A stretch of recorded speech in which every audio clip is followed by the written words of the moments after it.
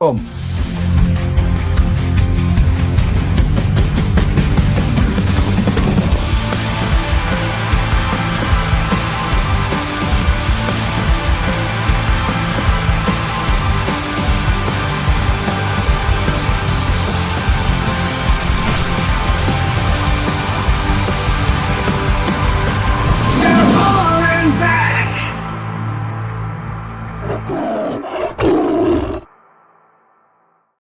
Well, welcome to Hull and Back podcast here on Humberwave Radio and on To Hull and Back podcast. It's Tiger Talk on a Wednesday night. Good evening to you, Paul. Good evening. Evening to you, James. Evening. And evening to you, Jan. Good evening.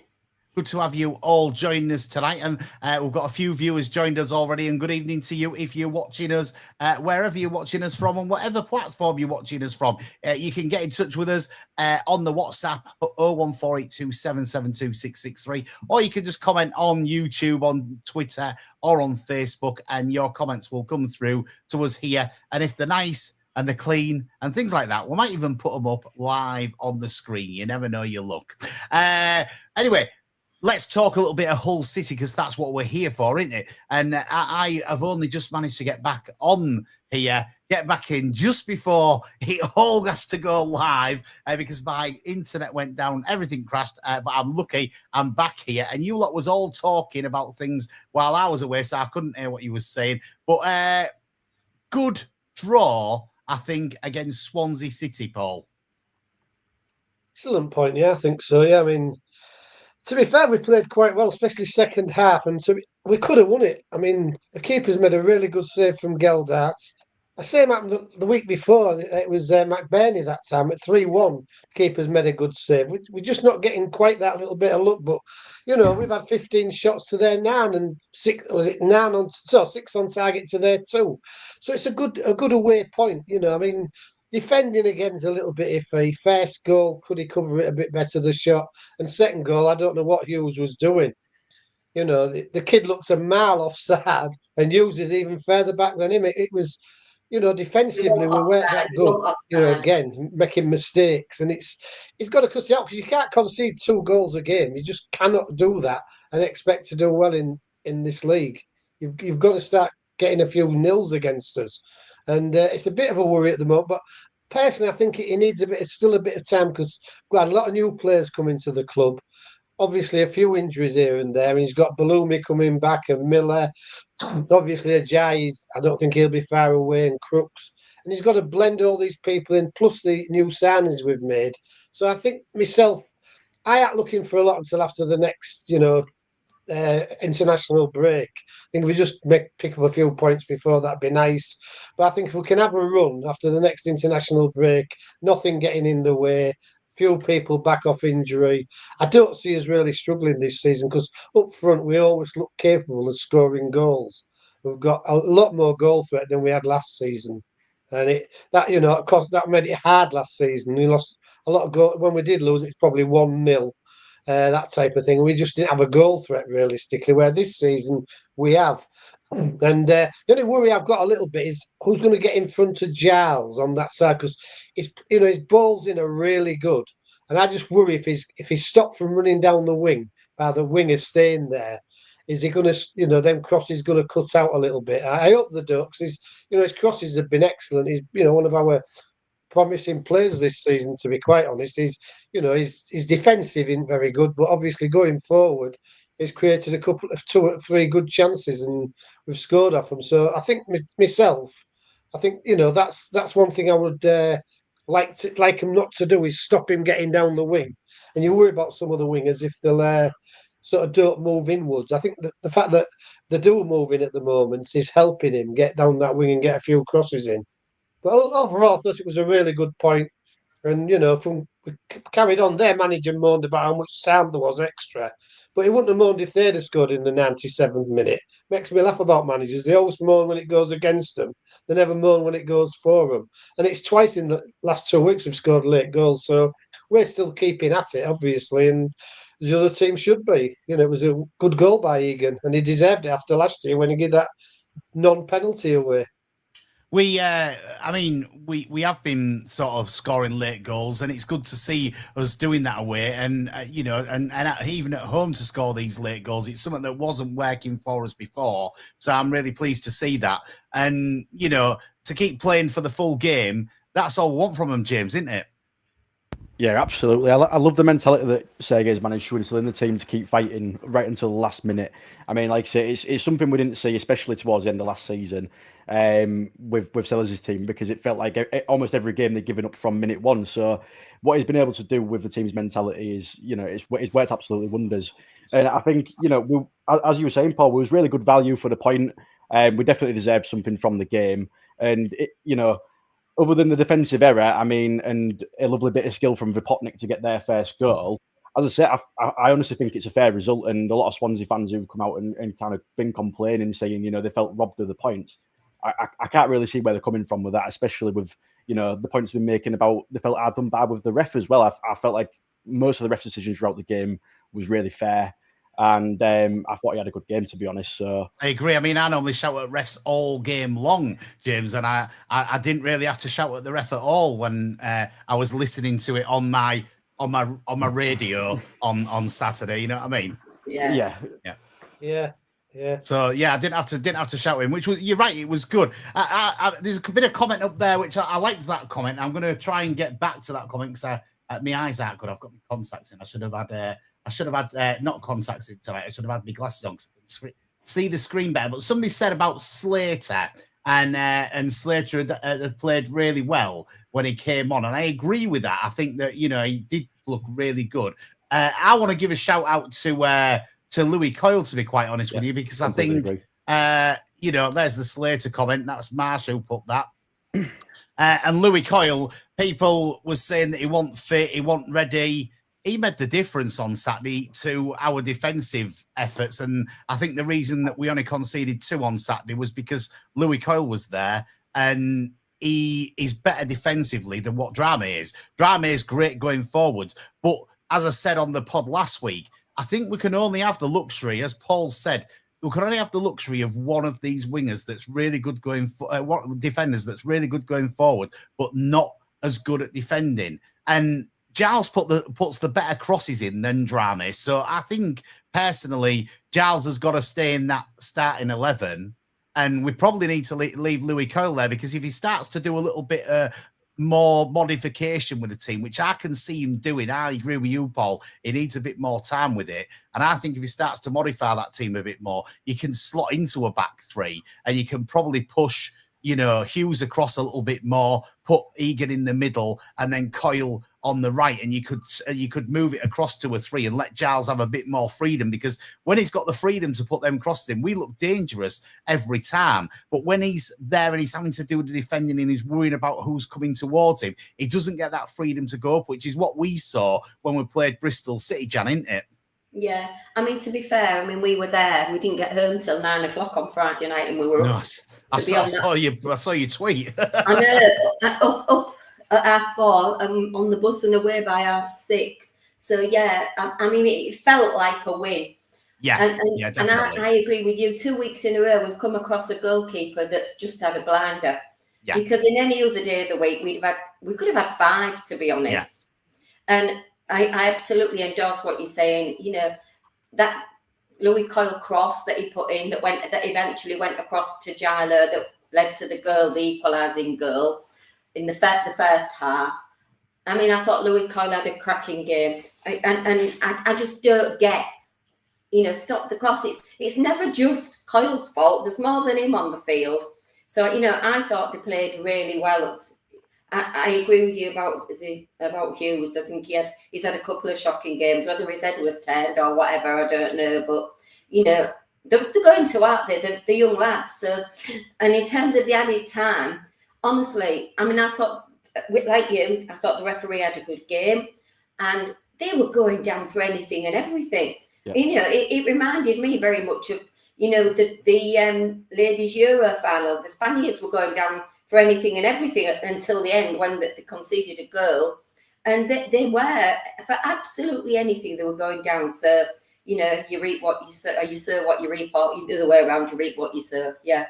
Yeah, you do. And that 7 minutes, I think, was fair, to be quite honest with him. We scored late in that, but, as you say, it feels a bit more like a win, and it makes the table look slightly better than it would have done if we'd have lost that game. So, that's always a good thing. Joe's asking, he'd like a minute for you to discuss the disaster of the under-21s performance yesterday, Jan. Me? Well, I don't know. I don't know who wrote that write-up.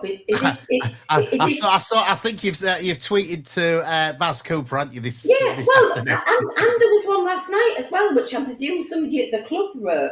I mean, it's the first time that we've watched them this season, and they were unbeaten, that they looked under the cosh. They really did it. And I mean, Baz wrote today something about Destin. At one point, Connor Sellers was having to explain to him that what they were playing at the back. I mean, Joel confirmed that. I mean, he hardly touched the ball, and then he went home at half time. So I just can't see what he was getting at with that comment today. And yesterday, somebody messaged me and not Joe and said, was this reporter or whoever wrote this report watching the same game we watched? Because it was the way they were a good, and they were a physical team. It was very acrimonious isn't the right word, but there was a lot of niggles and arguments. Well, you saw because Noah got sent off in the second half. So, it wasn't great. But the thing I did want to raise, and I know loads of people don't agree with me, but I've heard this, so there was no Stan Ashby. Obviously, now we know that Sellers Fleming's gone off to Scunny again. Yeah. There was no Tinsdale, isn't it?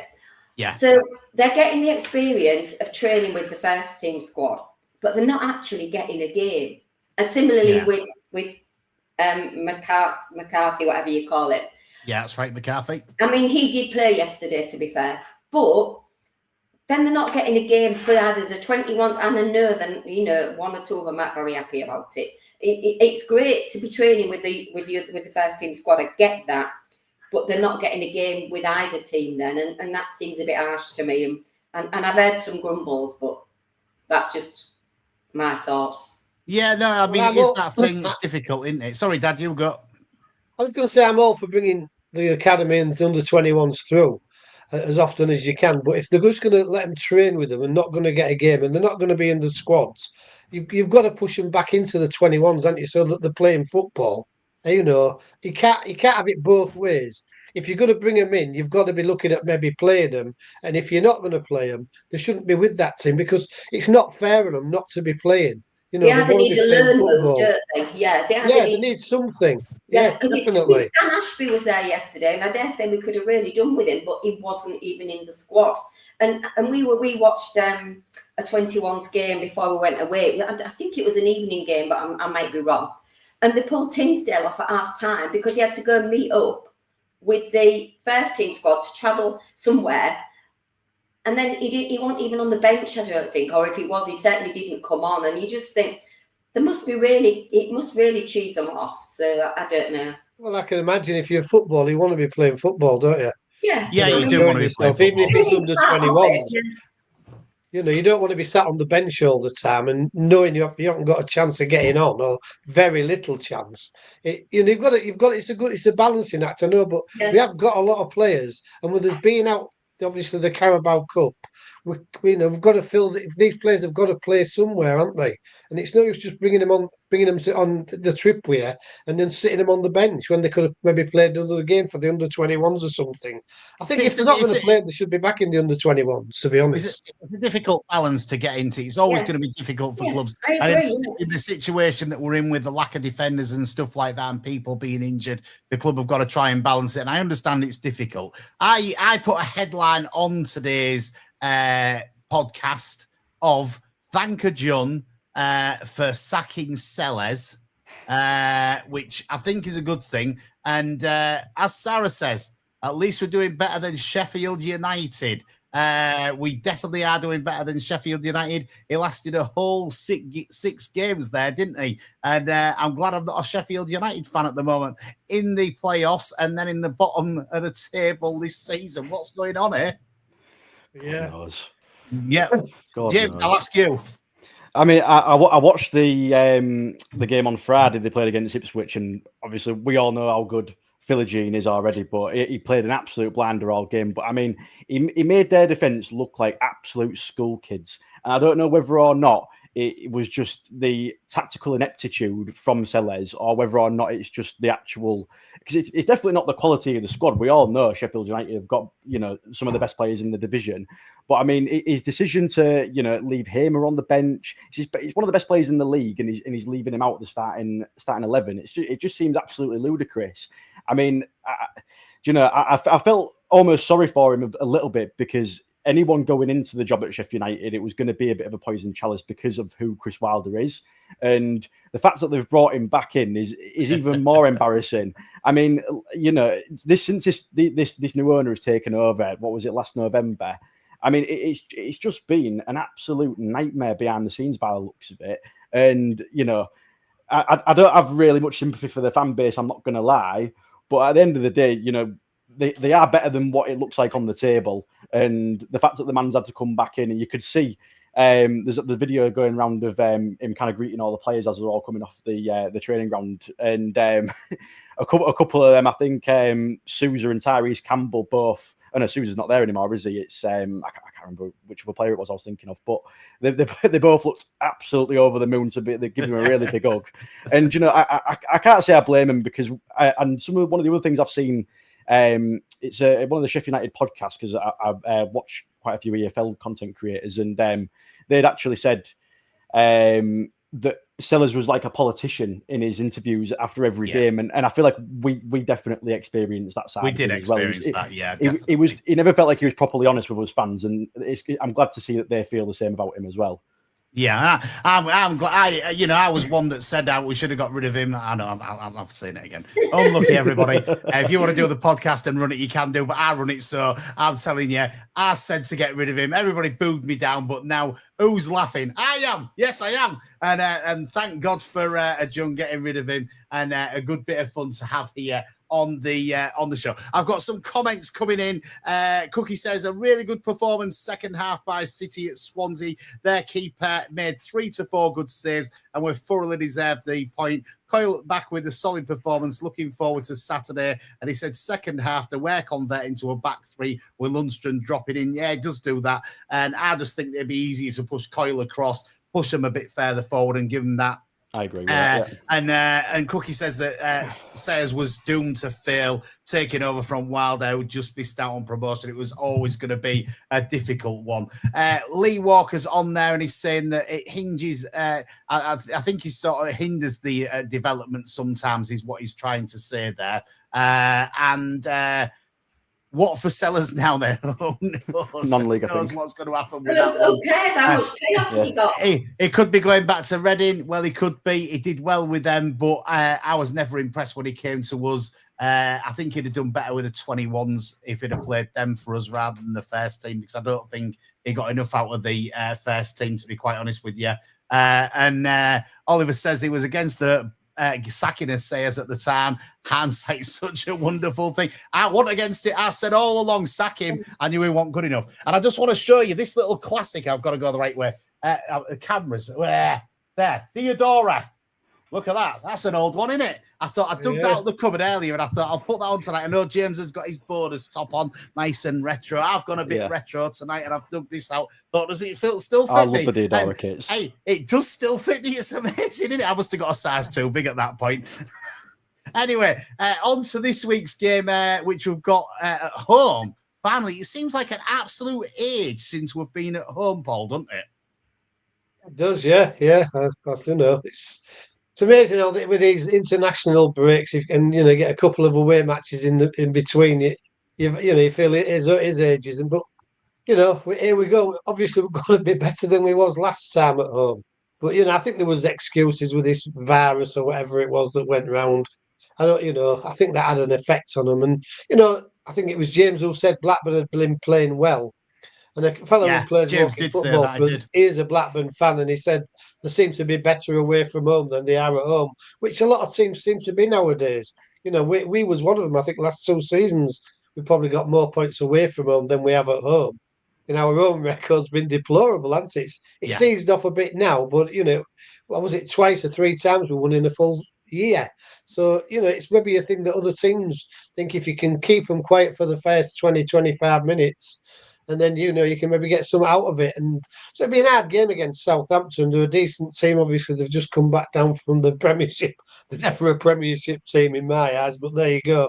There was years ago, but I think since they've come down the first time, I don't think they've moved forward at all. I think they've just seemed to be static. I think they'll be a bit like a West Brom, up and down. They might go up this season. They've got some decent players. They're a decent team, but I don't think they're good enough for the Premiership. A lot of the Championship teams do struggle, so they're just another one. But it's not going to be an easy game. Never is against Southampton, and I think we've got a chance. Obviously, I want us to get something out of it, but as I say, I'm more looking for after the international break, start to get a run together, because he is tinkering with the team a lot, isn't he? This is the problem. He's got obviously injuries and new players coming in. Does he try him out and this, that, or other? I think it's a bit of a hard job at the moment. That's why I think we could have had a cup run. It would have been a bit easier to put these players in for the cup matches and give them a bit of playing time. But it is what it is. He's going to have to, the training, obviously, the main part where he's going to pick up on them. But I think we can get a point out of the game. Maybe could win it, but they drew 0-0 last week with Portsmouth, didn't they? And I think they drew 2-2 the other week against Watford. So Louise says that Southampton not had a good start. Oliver says Southampton Southampton looks poor against Pompey. But if you say that they've not had a good start, then we're on exactly the same points as them. I think they're a place above us in the league. I haven't looked at it tonight, I must admit, but I'm sure they're a place above us in the league on their goal difference.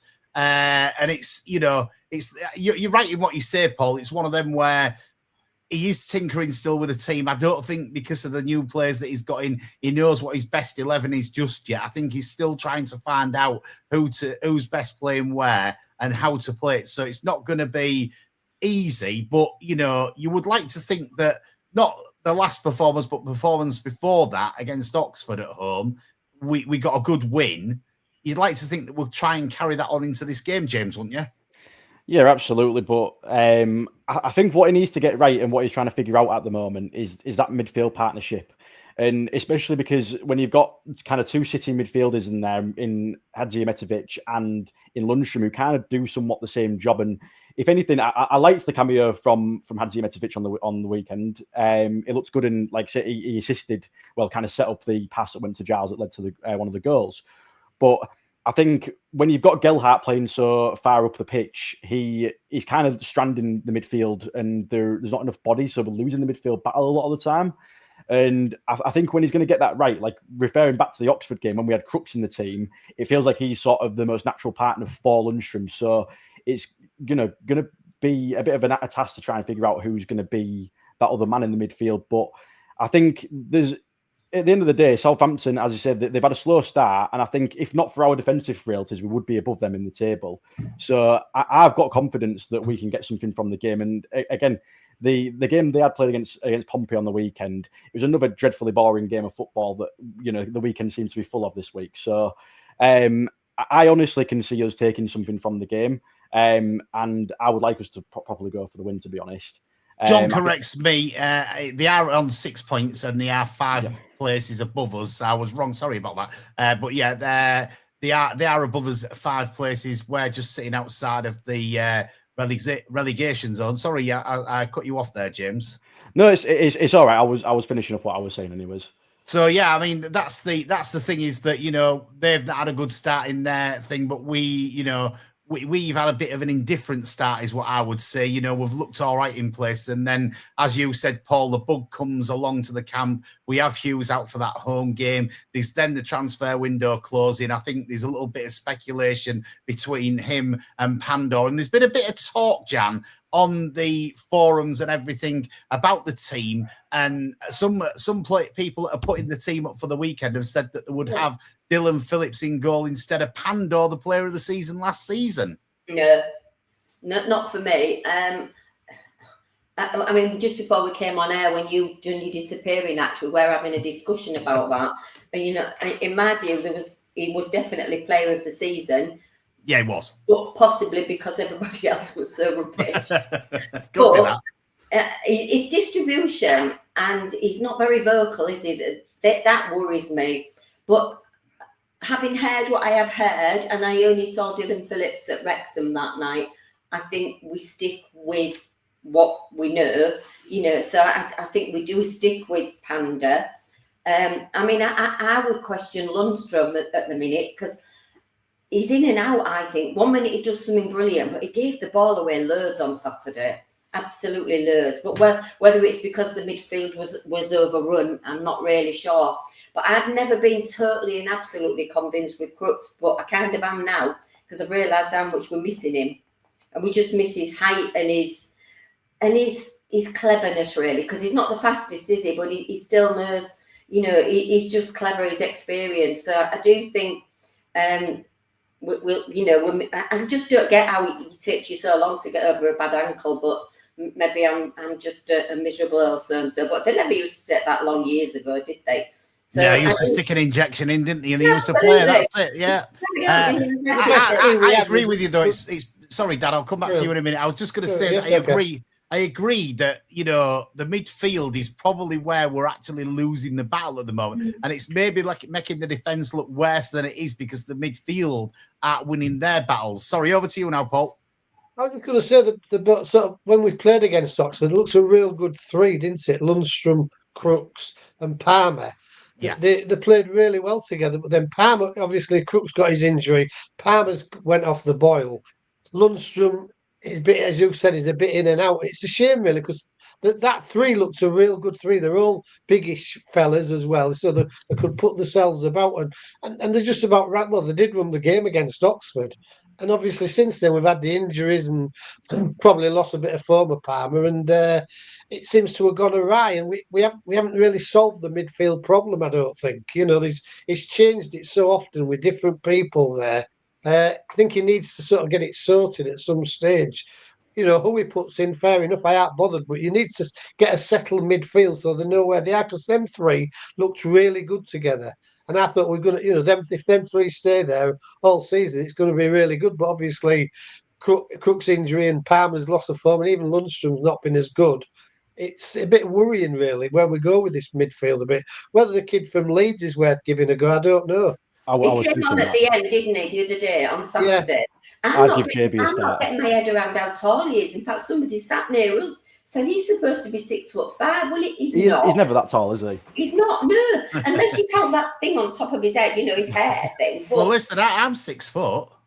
No, you're not. No, you've been Constantine. You prove it, Jan. He can be 6'5", then I can be 6 foot. You go prove it. Yeah. Just watch out at the Tigers Trust Arena on Saturday. She'll have a tape measure out. She'll be measuring me. I thought I was 5'8". I've shrunk an inch now. I'm 5'7", aren't I? Something like that. Anyway, how far off is Crooks? We don't know, and we'll find out more because Joe's going to the press conference tomorrow. He said he's not going to be fit this weekend, it said. I'm sure I've read that somewhere. Yeah, I think I read that as well. But Joe will find out more tomorrow when he's at the press conference for us for Humberwave Radio.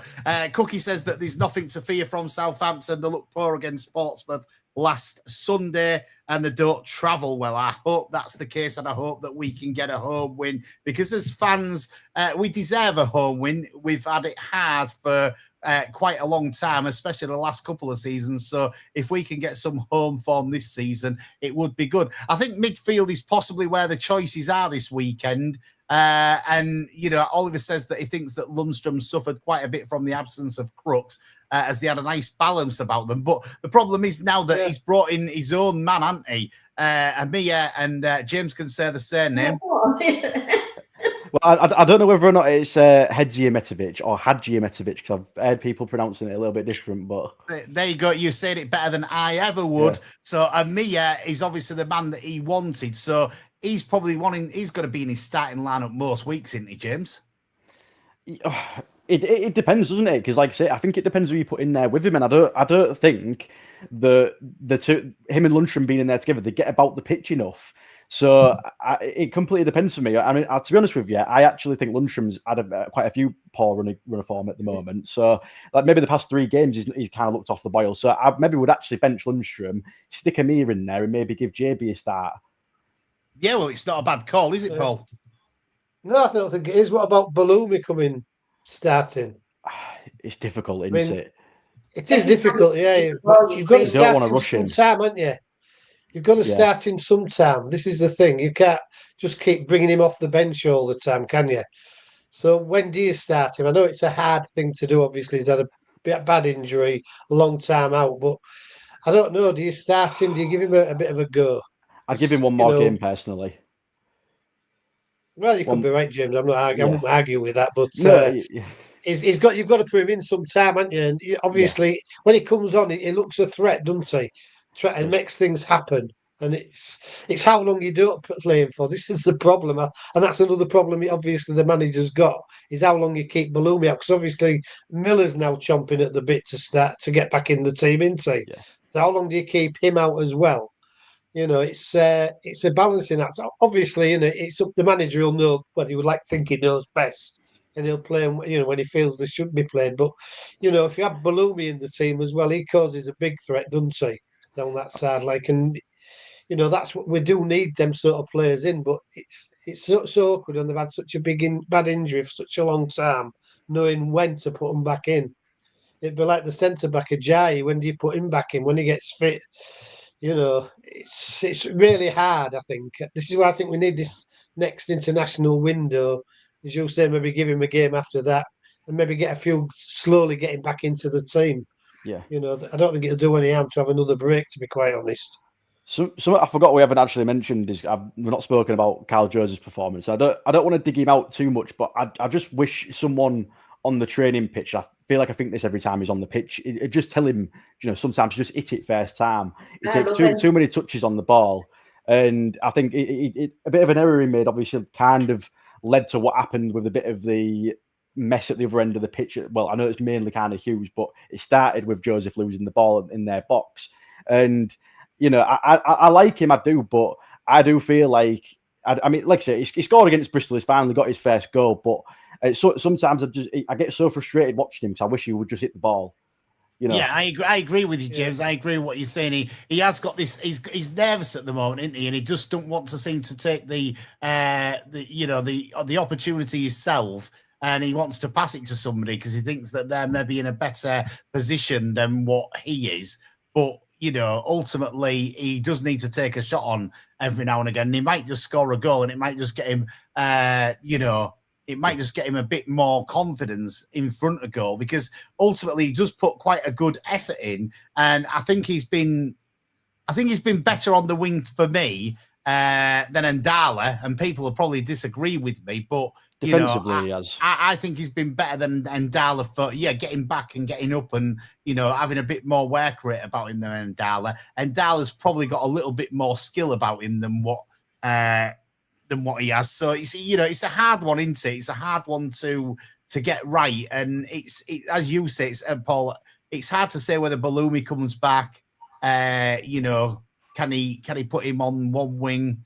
Would you stick with what we've been playing with, or would you change it up on the wings? I don't know. It's hard to say, isn't it? It's a difficult choice, and he's got a bit of choice coming back now with Miller coming back there as well. So he's got quite a bit of choice. Akintola, he looked good at some points, and then he looks a bit rusty at some other points, doesn't he?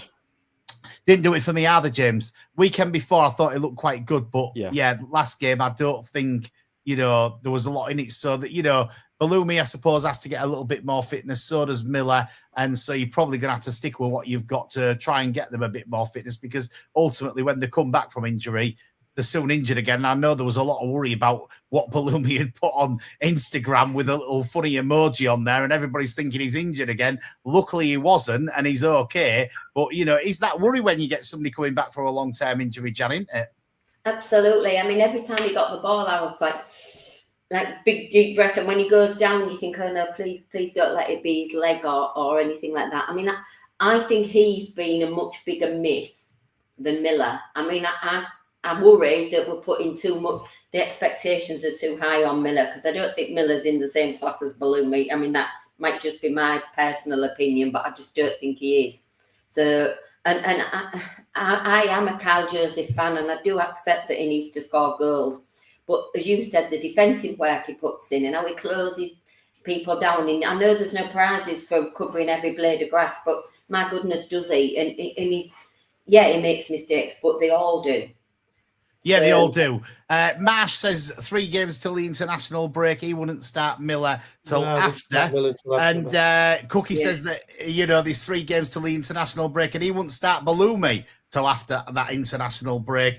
Joseph always takes the extra touch instead of taking things early. And Darla's introduction on Saturday pushed the Swansea defence back, and it did. And I think Ndala could be the one that's better off the bench, to be quite honest with you, and letting Carl Joseph wear him out a little bit. And then when you bring Ndala on, then, he's like a fresh pair of legs. He's got that little bit of difference about him. He'll do a little step over here and there. And you never know, he might just get that, goal or that assist because of, bringing him on late on in the game. I don't think he's got enough work ethic for me. He's not back to the wall, is he? He's not when you're back to the wall, you don't want him there, no. And we need game, doesn't it? We need to try and get, as you said early on, Paul, we need to try and get a nil. We need to try and make sure we don't concede a goal, because we've been conceding too many. It's been announced by Hull City that they're going to have, and I'll get the actual thing up on my screen and then I won't be talking rubbish, an evening with the 84-85 squad. That's coming on as the 40th anniversary. And he's going to be on at the MKM Stadium, and it's on, when I tell you the right date, and I'll find it on here, the 29th of October, and tickets will be free to members online, 9:30 on Thursday, the 2nd of October. I might have to start my lesson late that day so that I can get one of the tickets, or pull her over at the side of the road and say, we're just having to have a little wet break for 5 minutes, because I'd like to have some tickets to that. It sounds like a good one to me. And players like Tony Norman, Stan McEwen, Richard Jobson, Peter Skipper won't be there, unfortunately. He won't be there, unfortunately, because of the sad thing. But they will be playing homage to him, I'm sure, on that night, and there'll be, a special thing about him there, I'm sure. If Billy Askew comes, I'll be happy with that. And plenty of good players that played there. Andy Flounders, Andy Sav. There's quite a lot of good players in that team, isn't there? Gareth Roberts, it said as well, didn't it? Gareth Roberts as well, yeah. So lots of players there. Is Billy Whitehurst coming? I don't know whether it said Billy Whitehurst, but he's fun to have. I watched him at Hornsey at the official supporters club a few years back, and he was very funny that night. So it'll be a good night, that jam, won't it? Yeah, I mean, John's got a reminder on his phone to book that. So yeah, for that morning, yeah. Yeah, no, I think it's going to be a good night, and well done to the club for putting this together. And I think it'll be a little bit to do with Brian Horton being at the club and running hospitality there, because Brian's great. We had him before we was doing this on the podcast and on the radio, this Tiger Talk thing. We did a show on a Saturday, which not many people maybe listened to, but we still did it, didn't we, Paul? And we had Brian Horton who came on one week for us, and it was good enough to come on, and he spent a lot of time with us, didn't he? Really nice bloke. Yeah, excellent. Yeah, it was very good. Nice for him to come on, really, wasn't it? As you said, we don't know if we had any listeners, but he still came on. He did still come on, and he was good on there, and good value for it. He's always good to talk to. I saw him at the stadium when I got his book, and I went to have a chat with him, because I said after that I'd go and have a chat with him, and he autographed my book for me and everything like that. So he's a really good bloke, and it'll be good to see him at the at that night. I'm sure he'll be there, and it's going to be a good one. It'll be that thing of if you can get a ticket, though, I think, because they'll be very limited, and we'll be pressing refresh on that internet site. Yeah, going back to this Carl Joseph thing, it's a bit strange, isn't it, when he's supposed to be a centre forward? Usually they're greedy, aren't they? They'll take a shot, do anything to get a shot off, and he seems to be quite the opposite for a centre forward. You'd like to think maybe Matt Bairney would take him under his wing a little bit and give him a few hints and things of what to do, because McBurney's been around a long time. He must see what he's doing wrong, because he's got a few goals for Blackpool. Was it 8 goals when he was there or something last season? And it just doesn't seem to have it for us. Gets in front of goal, and like Adi said, seems to want to pass rather than take a shot on. And you'd like to think McBurney would take him under his wing realistically and give him a few hints. So it made him a better striker because the lad puts 110% effort in. Yeah, absolutely. He's a bit like Coyle and Slater and them type of players that put loads of effort in, don't they? And you just think it'd be nice to get a reward out of him a little bit and a few goals. Confidence, Paul, don't you? Because they always say that about strikers, don't they? That it's. Well, I was hoping, Jan, after he scored that goal at Bristol City, it might give him that bit of confidence. But then he goes and passes the ball instead of shooting, and you think, I would if someone would shout at me. I'm allowed to move out of the way anyway. But if it was me and I thought I was going to get grief, I wouldn't shoot either. I've always wondered. Oh, sorry. Sorry, you carry on, James. I was just going to say, I've always wondered whether or not it's a system problem because I think at Blackpool he played off the striker, and we never seen him playing that way. He's always playing down the wing, and I just think, like you're saying, Paul, if McBurney, that's what I was hoping would happen when McBurney came in, is that he would, just drill it into him that if you're in front of goal and you see an opening, just take a shot. You don't need to take an extra touch. You don't need to try and pass it off to someone. Like, you just go for it, and if you miss, you miss. It doesn't matter. Like, we'll appreciate the fact that he's having a dig. He's making an effort to try and go for goal rather than just overthinking it and overworking the ball inside the opposition box. And that's the only thing I want to see from him is, it's just that decision making at that end of the pitch, especially because, as I say, he's a striker. So, but like I said, we've not tried in a system where he's going to play off the striker at the moment. It seems like that's kind of what Joffrey's doing. And when Joseph's on the pitch, he's playing down the wing, isn't he? So it could just be that. Yeah, no, it could be that. Oliver says Joseph is the kind of striker that would be best in front of a two with a McBurney figure. Yeah, it probably could be that thing. I didn't see this, but somebody said, was City's post today in black and white a tease for the third kit? I didn't see that post today, so there's been lots of rumours about that kit. I mean, somebody messaged me last night, said I did have a picture of it. And then they said, "Oh, I found it." I mean, if it's the one that was on Twitter, it's blooming awful. Listen, the one that I saw as the third kit was going to be blue. Yeah, with bits of amber around it. It looks as though they'd used bits of material they had left over in the sewing room. Well, they possibly have. I mean, I think Jan, so it could well be. I think it's one of them. It really bugs me these days, and I might be just being an old grump because I am a bit of an old grump. You are. Life. Yeah, but it bugs me that the shirts are released so late now.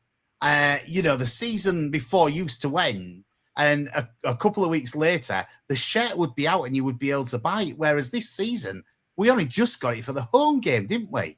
And then the away shirt was the same. You only just was able to buy it before the players was going to wear it that time. So me, I think it's really bad organisation because I think they'd probably sell more shirts if they released them earlier.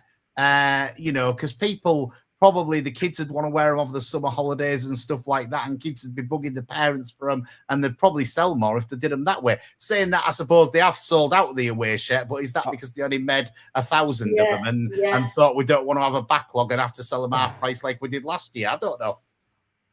Your thoughts, James? When do we play it? When do we use the third kit? I was just wondering if it was a home kit. We haven't got any other matches, have we? So we'd have to put it on the away kit probably. I was wondering whether it was true that we wasn't going to get any more of the away shirts after all these ones have sold out. Because I mean, I just feel like that seems a bit silly considering the fan reception of that shirt suggests that they would sell a hell of a lot of them. And unlike the away kit, not the away kit, sorry, the third kit, which it feels like the fans' reaction to that kit on social media is what stopped them from actually releasing that kit. So I don't know. Could be Watford away, Lee. You might be right. That could be the time that this third shirt is needed. Do they need 3 shirts? This is my question. Do they need 3 shirts these days? It's all the marketing thing, isn't it, to get more? And I like your question there, James. Is there going to be more? Because I haven't put my pre-order in. I would really like the away shirt, but I haven't put a pre-order in for it. So, do you then just give up the pre-orders and risk not selling any more, or do you order some more to say that I'm going to sell some? I don't know. It's a difficult one. And we don't have this problem in the past, though, have we? There must be something that we've either got our market research or our commercial bit wrong. Because historically, I mean, years ago when my children were little, you had a home shirt one year and away shirt the next year new. So you didn't have to buy 3 shirts a year like we do now. Yeah. But it's only this last year or so that we've had trouble getting the shirts and that. We've never, whether it's because it's Kappa Turkey or we didn't have it with Umbro, did we? We didn't have it with Diodora and all those. And Adidas we've had, they didn't have it with them. But Jean-Pierre says that good marketing because we're talking about it. And you might be right, Sean. Yeah, it could be good marketing because we're talking about it. It might be bad marketing if they don't sell any more shirts because they're not ordering anymore and they're ordering the 1,500 that people have pre-ordered. So there's 2 ways of looking at things. I'd want a lot of them shirts in and I'd be looking at my favourite sizes that people buy every season and I'd be getting a lot of them in and trying to sell them, especially that away shirt that has took off quite well. I don't think the home shirt will have took off quite as well as the away shirt because it is okay, but it's not different enough to say that, I'd go buy that one right away, whereas the away shirt probably is. Well, that's why you got one then, isn't it? Because you didn't buy it straight away. That serves you right. It serves me right. Go on, James. The colour on the home shirt is what puts me off buying it. I mean, on all of the graphics when the players are wearing it, kind of when they post pictures of it, it looks really good. It looks really bright. It looks really vibrant. And then when you see it up close, it's really odd how faded it is. It just it's been a quality problem ever since we've had Kappa. So I don't know whether it's that or whether or not they've just decided to go with a really weird colour scheme this year. But I don't think it's going to put me off actually buying the shirt because I really don't like how it looks up close in person. Yeah, I mean, I'll buy the home shirt when they go on half price. Or when they go on them 20% off days or something like that. And I'm hoping that they have a big lad that there's not many big lads that want an away shirt, and I might get one. You never know. That's how I'm looking at it. John says at one time the team had a first kit and a second kit. If the kits clashed away, they'd wear the third. What was that? An away kit. They'd wear a third kit if it clashes. They do it. It's just to make more money. They could have worn a little luminous bib on top of the shirts, couldn't they, Jan? Yeah, well, that's what you did in school. Certainly, when I was still working. Oh, we could do that thing, couldn't you? One has shirts on and one has shirts off. That could be the game. Inside out or something like that. Yeah. Put your shirts inside out. The Kappa ones are probably better inside out than they are the right way round. Sorry, Kappa. Your point about the colour. I mean, I know from when I worked, we had branding and they sent us like this Pantone thing, they called it. And it was a number. And then he said, wherever you go anywhere, it will be that colour. Well, we were on holiday and a guy had a shirt, a towel on his sunbed in the same, and it was a whole city towel where we were last week. And I said to him, that's not amber, it's orange. And he said, I've got an amber one upstairs though, but this is one of the new ones. Because it just varies at everything that comes in. The scarves are orange. It's often consistent, is it? I'll have to have a look in my wardrobe with all of my amber shirts together and see how bad the differences are over the season. There won't be much difference over the years. It's a long time ago. And to be fair to Kappa, I'm told it isn't Kappa generally. We get ours Kappa Turkey, and I'm told that's where it is. But when you go to Turkey, you can buy every shirt knockoff. You can't buy ours though, trust me, because I've tried. Sarah says it's probably not the best idea, shirts off, because it wouldn't be good for the women's team, would it? Well, Chloe Kelly didn't mind, did she? She had a shirt off and was waving it around like this. So Chloe Kelly would be up for it. Don't you worry about that. She's hardcore, is Chloe Kelly. I tell you, I like her. She's a really good player. So we'll go to Saturday because we've got 6 minutes, just over 6 minutes left on the podcast and the radio this week. What's your thoughts for Saturday? I'll start with you, Jan. Oh, good. I was going to say, don't come to me last. So I think back to 2 years ago when we went and won at Southampton, didn't we? I know that was in Russell Martin's day and all of that. But if we can keep it tight at the back, we'll always score now, which, you never thought we'd be saying that, would we? So I'm going to go with a City win. Don't ask me the score. But I don't want it to be close. I'd like to feel comfortable, not be on my nerves. Well, Paul likes 4-0 every time. What would you change about the team for this weekend, if anything, Jan? What would I change? Yeah, if you're the manager, you're going into that dressing room on Saturday, you're picking the team. Who are you going to change from last Saturday's performance? The back four I'd keep the same, unless Jai's fit, which I'm sure he isn't, so we can't change that. The midfield. That's where your choice is, really, isn't it? Yeah, you see, so you're telling me Crooks ain't fit. I'm going to call him Amir as well, because I'm not going to get it right. I might pronounce it. I'd probably Hadzamovic. Yeah, there you go. Right. I know I'm trying that. I had a go. And you're not going to like this, or some people, I'd play Slater, because he made a difference when he came on. Yeah, I can't disagree with you. Who am I having wide there? Well, I mean, obviously, I'll have McBurney, and I'd still play Kyle Joseph. I'd love to start Balumi, but whether we dare, because I agree, it could be a good idea to wear him out and then bring him on. And I'd like Ndai to start, but I just don't think he's going to track back and that kind of thing. So I've probably got too many players there, have I? No, I don't think. I think you've missed out Geldhart, who's got to be. Oh God, he's got to start, absolutely. No, yeah. Can we not just sneak him on as well then? Yeah. Yeah. Well, 12, we might win it, might we? So yeah, we could go with 12. They are very big. Him and Slater probably make one together. Come to you now, James, because I know Paul will take an absolute age, and I've only got 4 minutes left. I'm also going to go with Jan on a City win, but I do think it's going to be a narrow game, just purely because. I just think it's he might take the foot off the gas a little bit at a certain point in the game. So I'm going to go for 2-1. I'm hoping anyways. And I would only change. I actually would stick with Carl Joseph because I agree with you. I think it'll be good for him to wear Southampton out a little bit, and then we can maybe bring on Ndala in the second half. Add a bit of creativity to the team alongside Balumi, and then as I say, I don't think I would start Slater purely because I think I would like to use him in the same way that we did against Swansea, and that he'll come off the bench and maybe because I heard this point. So if you're not starting Slater, who are you playing instead? I think I would. Is it too much of a change to stick JB in there with Amir? That's my only worry with that is you're changing too much there. But as I said, I just think Lundstrom's performances means he maybe just doesn't warrant a start this week.